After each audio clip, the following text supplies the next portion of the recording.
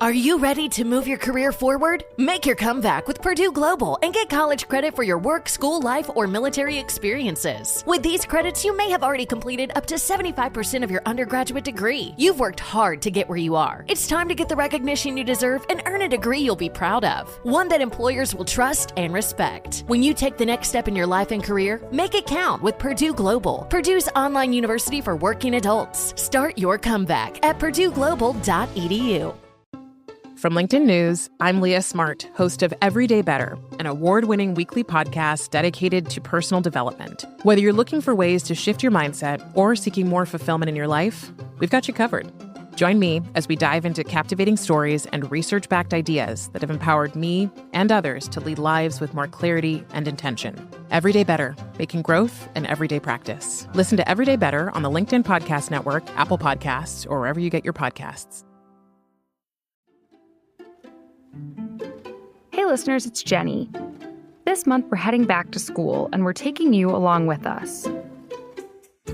For all of September, we're bringing back some of our favorite Womanica episodes you might have missed. You'll hear me and some talented guest hosts share both iconic and underappreciated stories. And there's a twist. Each week is dedicated to a different school subject. This week we're sharing women you should be learning about in literature classes. Their words created impactful stories, changed minds, and preserved cultures. And their stories go beyond the same people you remember from the standard literary canon. So, on to the show.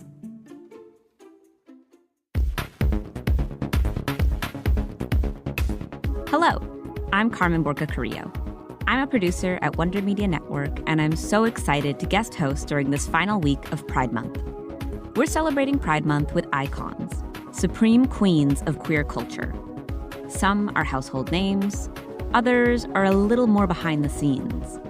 All of them have defied social norms and influenced generations of people to be unapologetically themselves.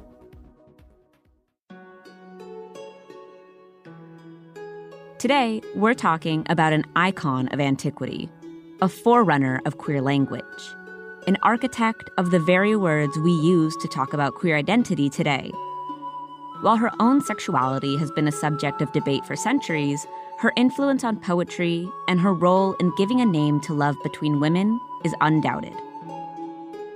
Let's talk about Sappho.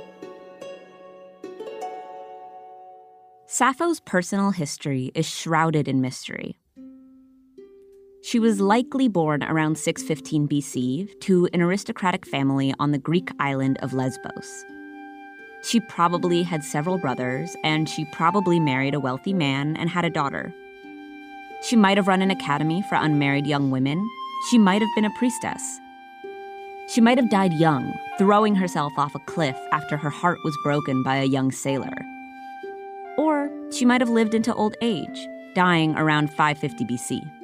What's for certain is that Sappho was a poet. Sappho dabbled in the popular epic form, in which poetry was narrated by the gods. But her most famous works were written in first person. Her poetry was vivid and emotional. She spoke about passion and jealousy, love and hatred. She often wrote poems to be accompanied by a lyre, a harp-like instrument. She also refined a lyric meter all her own, one so unique and influential, it's still called Sapphic meter. And of course, Sappho also lent her name, and that of her home island, to two words of queer importance: Sapphic, referring to the love between women, and lesbian. Even if we get today's word lesbian from Sappho's influence, it's not fair to refer to Sappho herself as a lesbian. For one, the word and its context didn't exist in ancient Greece. And as for Sappho herself, there's so few sources on her biography that it's impossible to truly know any facts about her sexuality. But certainly in her poetry, Sappho does express fondness for male and female subjects. Regardless, people have been obsessed with Sappho for forever. Plato famously called her the 10th muse. And even the earliest scholars of Sappho speculated about her sexuality. 3 centuries after her death, writers of the New Comedy, a Greek satire of Athenian society, ridiculed her as an overly promiscuous lover of women. In 1073, Pope Gregory reportedly burned her work for licentiousness. The Suda, the Byzantine encyclopedia where we get most of our information on Sappho, might be part of the problem. It lists Sappho's husband as Kerklius.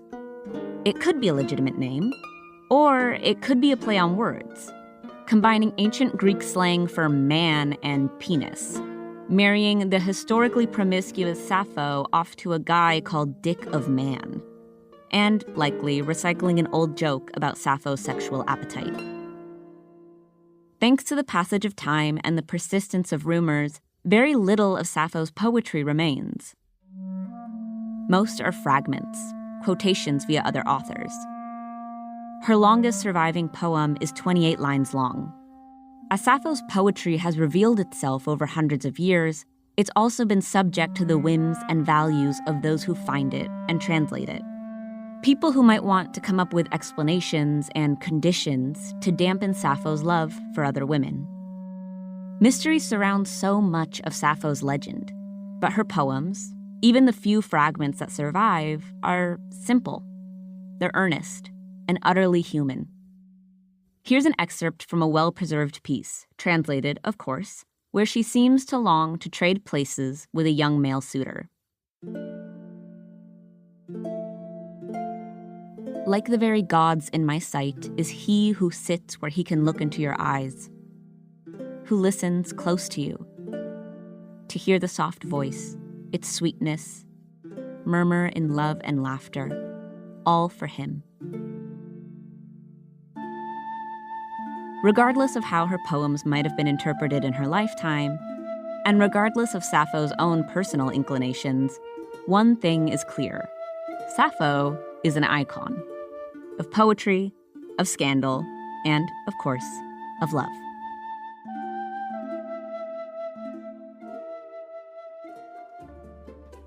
Thanks for listening to this Best Of episode of Womanica. For more information, find us on Facebook and Instagram at Womanica Podcast.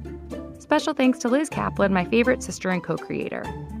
Join us tomorrow for another one of our favorite episodes honoring the back-to-school season. Talk to you then.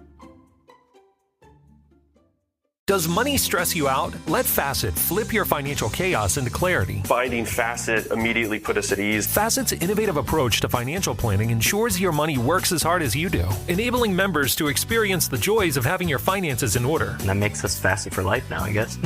Visit Facet.com, FACET.com to learn more. This ad is sponsored by Facet. Facet Wealth is an SEC registered investment advisor. This is not an offer to buy or sell securities, nor is it investment, legal, or tax advice. These testimonials are from current Facet members who are not compensated. All opinions are their own and not a guarantee of a similar outcome. From LinkedIn News, I'm Jessie Hempel, host of the Hello Monday podcast. In my 20s, I knew what career success looked like. In midlife, it's not that simple. Work is changing, we are changing, and there's no guidebook for how to make sense of it. Start your week with the Hello Monday podcast. We'll navigate career pivots. We'll learn where happiness fits in. Listen to Hello Monday with me, Jessie Hempel, on the LinkedIn Podcast Network, or wherever you get your podcasts.